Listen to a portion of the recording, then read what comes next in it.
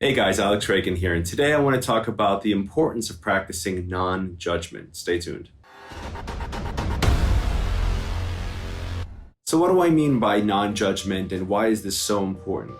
So let me start with the fact that you have been present for every misstep, every failure, and every way you've fallen short of the grace of God, so to speak, throughout your entire life. You alone are aware of every goal that you've set and forgot about or just failed at and just put aside. So how many times have you encountered this, whether in your own life or someone else's? You go on a diet or you set out to do something and then you have a moment of weakness and you completely drop the ball. Let's say you're on a diet and then you kind of sneak into the kitchen and have something, you go for a craving.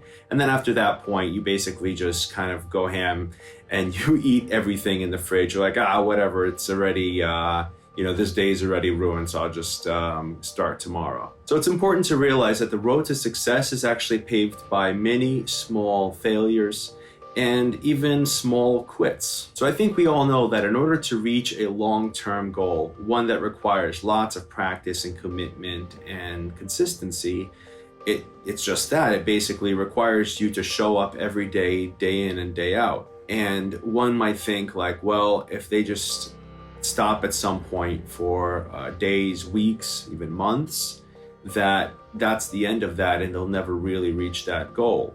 And we might beat ourselves up for falling off the wagon. And the reason I'm making this video in particular is because this concept is so important, because people think that if they just stop whatever it is that they're doing for some period of time, let's say they had a goal to get good at the guitar and they've been practicing consistently, and then life somewhere or other basically derailed them and took them off for weeks or months from their path.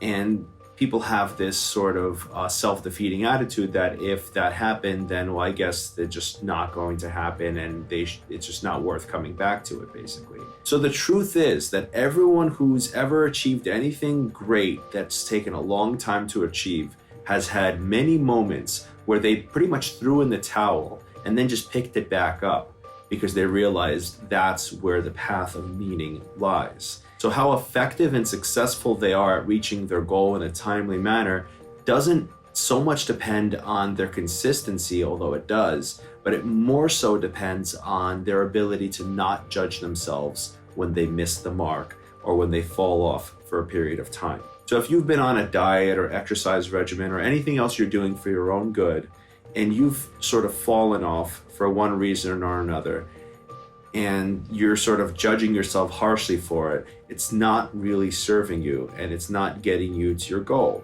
So the quicker we can get over our self-judgment and get back on the wagon and basically get back to what we were doing without all of the self-punishment and all of that, we can just actually reach our goal quicker, because self-judgment is a waste of time.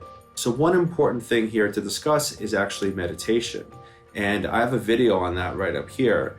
And the reason why meditation is important is that non-judgment is at the core of it if you're doing it correctly. Most people try to meditate by sitting there and trying to make their thoughts go away.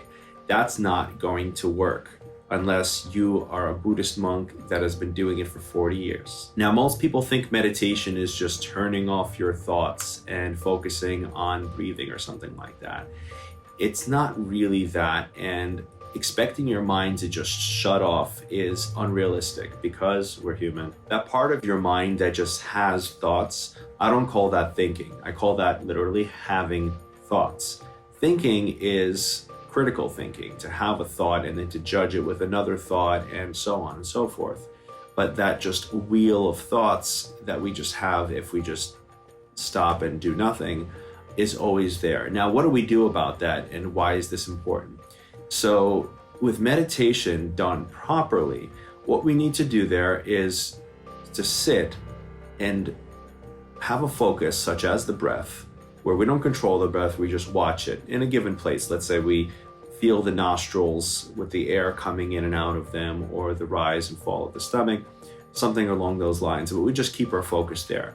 Now, when the mind drifts, and it will, we realize it, and maybe we won't realize it right away. Maybe it'll take minutes or most of the meditation to realize that the mind has drifted, and we just bring it back to that focus, we have had a successful meditation. Even if out of a 20-minute meditation, you've just brought the mind back to that focus one time.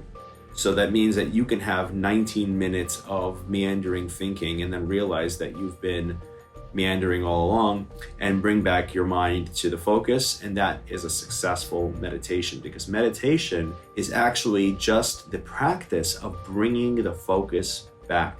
And when you bring that focus back, especially if it's something like you've been doing it for most of the time during that meditation, most people are going to judge themselves for their mind going away for so long. But what you really need to do is just to gently bring it back and realize, oh, the mind drifted, and accept it and move on with the meditation. And the more we do that, the more we're going to just bring the mind back more frequently until we're present for longer periods of time. And that'll take as long as it takes, as long as you're not so apt to judge yourself for having your mind drift. Now, the way that translates to your everyday life and trying to reach your goals is that, let's say you practice an hour a day and that's what you've committed yourself to. And then your life gets super busy and you start to have this thing and that obligation and all these things. And then you realize you haven't practiced for 4 days, 5 days, 2 weeks. Now you can beat yourself up for that, or you can just be like, oh, I need to get back to it, and not judge yourself and just continue the practice. So go ahead and comment below with something you feel like you've judged yourself harshly for not keeping consistent and you've just fallen off the wagon, and something that like you'll just get back on without judging yourself for. If this video has brought you value, go ahead and smash that like button, share it with somebody you care about, and subscribe. And I'll see you guys in the next one.